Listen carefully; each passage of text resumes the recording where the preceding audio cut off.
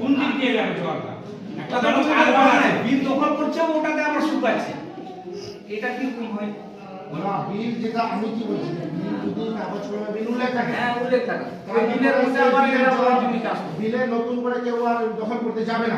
দখল করলে বসতে গভর্নমেন্টের কাছে পাট্টা পায়, সেটা আমাদের পাট্টা পাই করা নাই।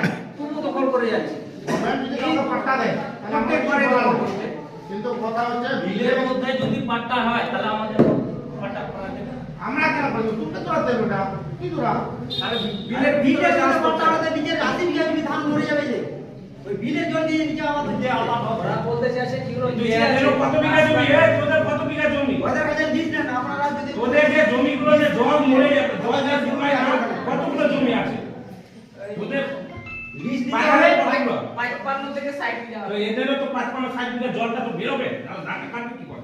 এটা তো প্রশ্নটা। হ্যাঁ 55-60 বিঘা বললে আপনি লিস্টটা দেখাবেন কার কার নামে কত করে জমি আছে এখানে তো সব বলছে, বলছে ঠিক আছে আমরা মনে নিলাম, কিন্তু আমাদের যেটা আছে আমি 80 বিঘা বললাম যে 80 বিঘা নিচে বিলের নিচে 80 বিঘা জমি আছে ওই বিল দিয়ে কিন্তু নিচে চাষ হবে না এগুলা লাগবে ওরা 60 বিঘা হিসাবটা বললে 60 বিঘা হিসাবটা লিস্টটা নিয়ে কার কার কত করে আছে ওই হিসাবে জল আছে কত করে কার কত জমিতে কত করে এটা সাইড চাষের জন্য তোরা বলছিস। আর নিচে রেটটা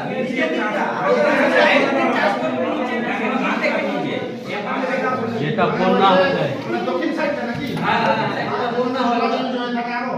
আরো এখন জল হয়ে আছে মনে হয়। না না ওই জমিগুলোতে হাইলিং চাষ করার জন্য হাইলিং চাষ থেকে করার জন্য জল জমা রেখেছে বলছে ওটার জন্য বাঁধের উপরে জল বাঁধা রাখা আছে। তাছাড়া মার্শাল আছে একটা ওখানে।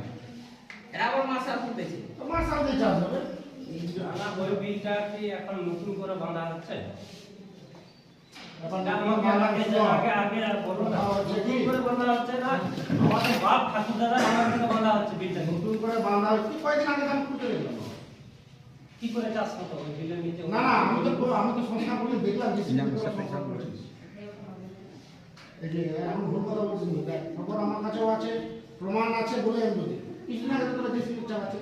জিসিবি চালাচ্ছিলাম কারণ হচ্ছে ওই যে উপরে জলটা ফট করে নদীতে প্রথম ভর্তি হয়ে যায় এখন বৃষ্টি যখন হয় ওই জলটা বেরাবার জন্য আমরা ব্যবস্থা নিয়েছি আমার কথা হচ্ছে যে তোরা যে সংস্থা করলি তো কার সাথে আলোচনা করলি?